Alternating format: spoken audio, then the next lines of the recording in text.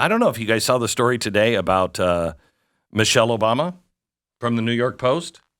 Yeah, it's a column, correct? It's a column, yes, because it's not actually news.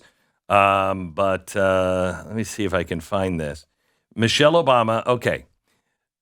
This is a sick political environment. Semi-VIPs itch to get you to write what they want.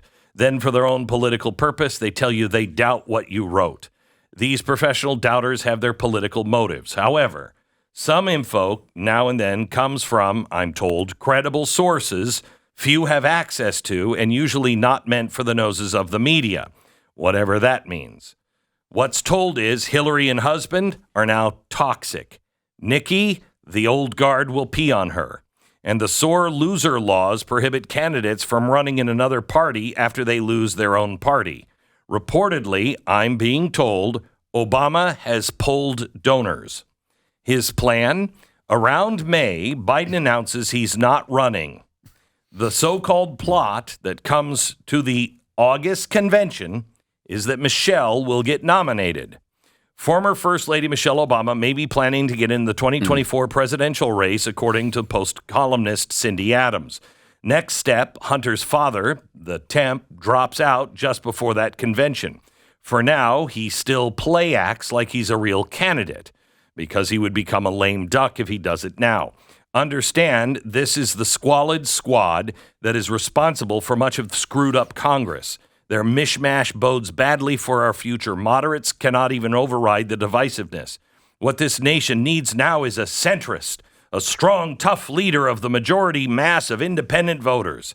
D.C. is now so screwed up that it bodes badly for the country. Fears and thoughts of the dysfunction are not unwarranted.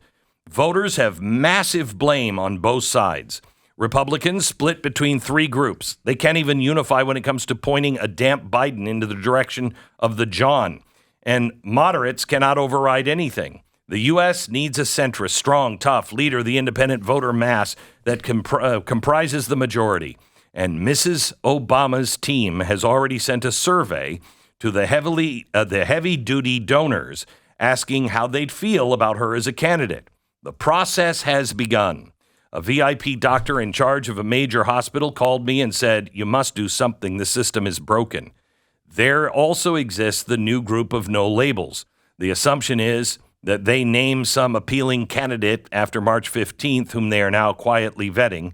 Mid-February, we should begin hearing murmurs. We don't have that as a story. That is coming again through a column. But Cindy, that's exactly.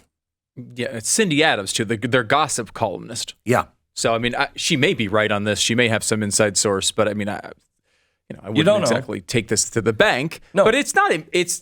I think that we know for a fact through all sorts of reporting that there is at least enough bubbling under the surface that they are planning for some sort of plan B. Mm-hmm.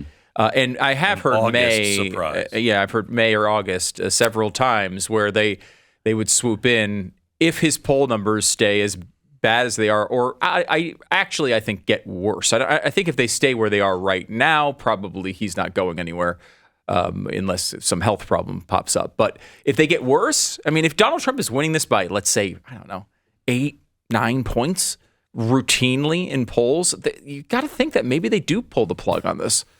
And they don't want Gavin Newsom.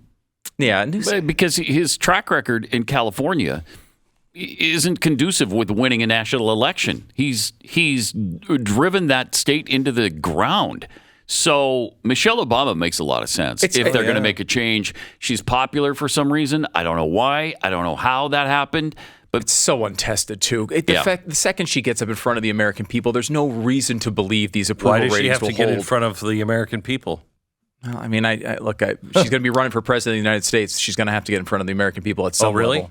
Yeah. I mean, look, people still had opinions on Biden.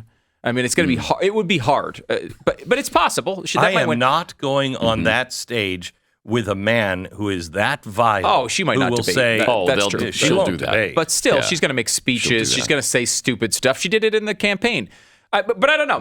Maybe it would hold. Maybe it would hold. I will say the only two possibilities for this job, in my mind, are Michelle Obama and Kamala Harris. And it would be really hard for them to overpass Kamala Harris. If they did it with Michelle Obama, they could justify it. They'd right? have to, though. They know that Kamala, she can't win. I don't think she can win. Yeah, no, I think you're right. She's terrible. Yeah, she's terrible. There's a new book out. Yeah. There's a new book out called Amateur Hour, Kamala Harris in the White House. And it's all about her bullying, who she really is, and that the president knows she cannot be the president. And, so they're already seeding this field.